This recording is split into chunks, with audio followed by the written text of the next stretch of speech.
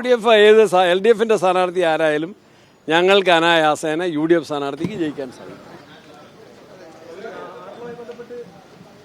ഇന്ന് കളക്ടറുടെ സാന്നിധ്യത്തിലൊരു മീറ്റിംഗ് ആയിരുന്നു. പഞ്ചായത്ത് പ്രസിഡന്റും ആറളം ആദിവാസി മേഖലയിലെ പൊതുപ്രവർത്തകരും ജനപ്രതിനിധികളും എല്ലാം ഉൾപ്പെട്ടൊരു മീറ്റിംഗ് ആയിരുന്നു.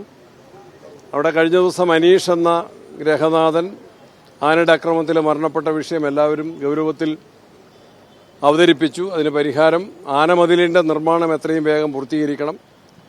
അതേപോലെ തന്നെ ആനകൾ ഇന്ന് ഫോറസ്റ്റ് ഡിപ്പാർട്ട്മെൻറ്റ് തന്നെ പറയുന്ന 10 ആനകൾ ഇപ്പം ആദിവാസി പുനരധിവാസ മേഖലയിൽ തമ്പടിച്ചിട്ടുണ്ടെന്ന്. ആനകളെ തുരത്താനുള്ള നടപടികൾ സ്വീകരിക്കണം.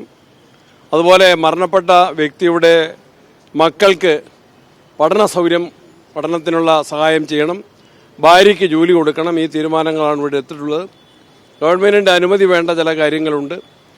ആന പ്രതിരോധത്തിനുള്ള മതിൽ നിർമ്മാണം മെയ് മാസത്തിനുള്ളിൽ പൂർത്തീകരിക്കാൻ അതിൻ്റെ പ്രവൃത്തി ത്വരിതപ്പെടുത്താൻ തീരുമാനിച്ചിട്ടുണ്ട്. അതുപോലെ കാട് വെട്ടിത്തെളിക്കാൻ പ്രത്യേക ഫണ്ട് അനുവദിക്കണം. അതിന് ഇന്ന് തീരുമാനം എടുത്തിട്ടുണ്ട്. ഫണ്ട് അനുവദിക്കാനുള്ള നടപടികൾ സ്വീകരിക്കാൻ തീരുമാനം എടുത്തിട്ടുണ്ട്.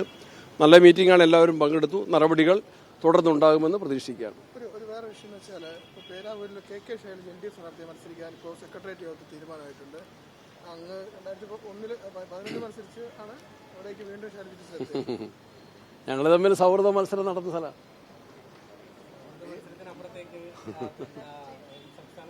വരട്ടെ.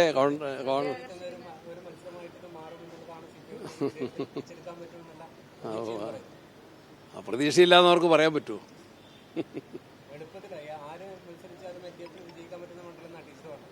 3 ഇലക്ഷൻ കഴിഞ്ഞു, തദ്ദേശ തെരഞ്ഞെടുപ്പ് കഴിഞ്ഞു. അതിന്റെ റിസൾട്ട് ജനങ്ങളുടെ മുമ്പിലുണ്ട്. പാർലമെന്റ് ഇലക്ഷന്റെ റിസൾട്ട് ഇവിടെയുണ്ട്. UDF ഏത് LDFിന്റെ സ്ഥാനാർത്ഥി ആരായാലും ഞങ്ങൾക്ക് അനായാസേന UDF സ്ഥാനാർത്ഥിക്ക് ജയിക്കാൻ സാധിക്കും. അതിനേക്കാൾ ഇപ്പോൾ തദ്ദേശ തെരഞ്ഞെടുപ്പിൽ കഴിഞ്ഞ പ്രാവശ്യം ഞങ്ങൾക്ക് ഒരു പഞ്ചായത്തേ ഉണ്ടായിരുന്നുള്ളൂ. ഇപ്പോൾ 6 പഞ്ചായത്ത് കിട്ടി. കൊണ്ട സ്ഥാനാർത്ഥിയെ നിശ്ചയിച്ചിട്ടില്ലല്ലോ. ഞങ്ങൾ തമ്മിൽ 11-ൽ മത്സരം നടന്നു. ഇത മത്സരം കൊണ്ട സ്ഥാനാർത്ഥി പ്രഖ്യാപനം വരട്ടെ. എന്തോ UDFന് അതിനേക്കാൾ വലിയ ഭൂരിപക്ഷത്തിൽ ജയിക്കാൻ സാധിക്കും. കാത്തിരുന്ന് കാണാം.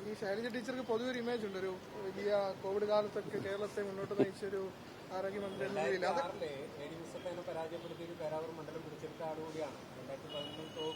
അതിപ്പോൾ ഞാൻ പറയേണ്ട ആവശ്യമില്ല. അതൊക്കെ യാഥാർത്ഥ്യങ്ങളാണ്.